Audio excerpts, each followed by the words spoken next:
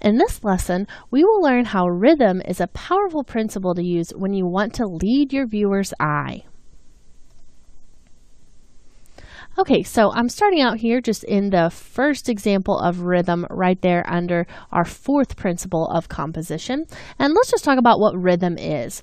So rhythm is using similarly shaped elements or objects to lead the viewer's eye from one element to another.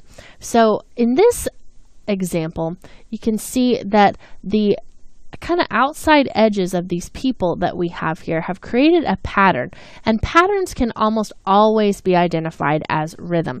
So that is just kind of clear from the beginning. But what's happening is all of these people are sort of kind of creating a point of tension here in the middle so that our eye is drawn to our main title, which is rhythm, right there in the center. So this is creating a visual pattern to give us a focal point.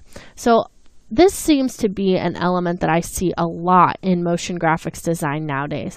And it really kind of just helps to add a little bit of contrast between maybe having a really static background for a moment and then bringing in an element like this to emphasize something maybe right here in the middle, or maybe whatever's going on the outside of this if maybe our camera moved out a little bit. So whenever you have rhythm in your design, it really gives a sense of balance to things, and it's definitely one of the techniques that I like to use a lot whenever I feel like something really needs to be important. So as I said earlier, it leads your viewer's eye from one element to another. And a lot of times I use rhythm to lead it to the most important element, which would be my focal point in a composition. So let's talk about our second example of rhythm. I'm just going to come over here, double click that, and we see that we have this other composition. I'm just going to go ahead and do a rain preview so you can watch this through.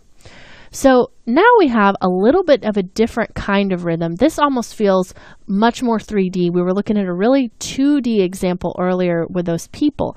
But now we have these little markers that create a visual rhythm that moves us forward. We're kind of looking just towards this area here throughout this entire composition. So even though you're not really looking at each of these individually, the way that they're popping up creates a rhythm that drives your eye here into the distance. And that's where we bring up this logo at the end. So it's really just used as a vehicle to drive our eye to see the reveal here at the end.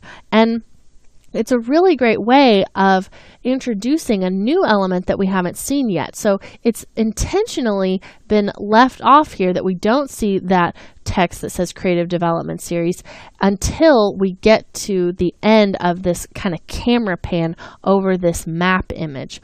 So it really almost gives you like a payday at the end of the composition. All of these elements are popping up, and then we finally see that payoff here at the end.